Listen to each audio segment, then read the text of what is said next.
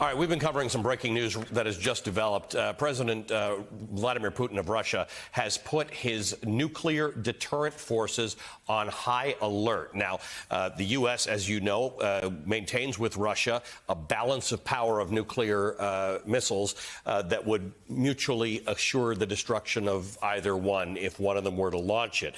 This is interesting because a few moments ago I was telling you about the SWIFT system and removing Russia from the SWIFT system. One of the reasons it hasn't been used is because it would be such a strong sanction that people have referred to it as the nuclear option. Except that it's not. It doesn't have any nuclear weapons associated with it. It's just that serious. It does seem that under pressure, Vladimir Putin is considering the idea that his nuclear option is worth reminding the world about in the face of growing sanctions and opposition to the invasion of Ukraine. Joining me now is Ruth Ben-Ghiat. She's a professor of history at New York University. She's the author of the book Strong Men, Mussolini to the Present. Professor, this is brand new news.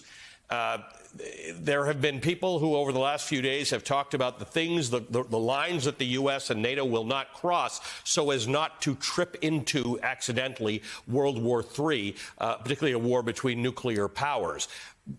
Vladimir Putin mentioned his nuclear arsenal the other day in declaring the invasion of Ukraine, which surprised some people. And now he has done something in which he said, we're putting them on high alert. What do you make of this news? It's interesting how quickly he got this out. He did warn about it, but, you know, this is a perfect storm for Putin. And if you know autocrat psychology, none of this is, none of this is surprising because he badly miscalculated. He didn't expect, he's elevated Zelensky to a world figure, leader of democracy. He's given new prestige and resolve to NATO. And two words, Ali, elite defection. So his oligarchs have started to speak out against him, Abramovich and Friedman. And this is a huge deal. Those people are just as transactional as he is. But this shows that his power, what he feared secretly and why he did this invasion, is not as stable. You have reports of Russian functionaries, state functionaries resigning. And of course, the protests in St. Petersburg and elsewhere. So the nuclear card is showing it's very logical that autocrats become highly destructive and desperate. And we saw this with Gaddafi. But I think that there might be some intervention at the highest level if this nuclear posturing goes on.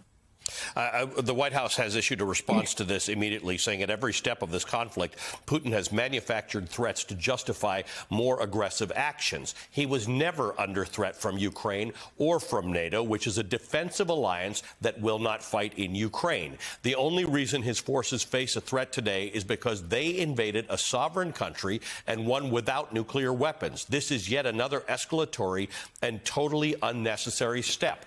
This is true. There was no threat to the Soviet Union or to Russia from Ukraine. There was never any threat. Russia invented at various times, you and I have been talking about it for weeks, a threat that NATO's been encroaching upon them, a threat that there are Nazis running Ukraine, the idea that there's a genocide of Russian-speaking people in Donetsk and Luhansk, none of which is true. But bottom line is this strategy, or should we be worried about Vladimir Putin and his state of mind right now, because he does have nuclear weapons? We should be very worried because we're living through this cycle in history, and Putin is in my book, and I identified him as vulnerable in the paperback version that came out in October, because he. You know, when you've been in power so long and you wield this kind of absolute power, you lose track with reality. And we saw these recent meetings where he was at these absurdly large tables with a lot of distance between himself and his Security Council.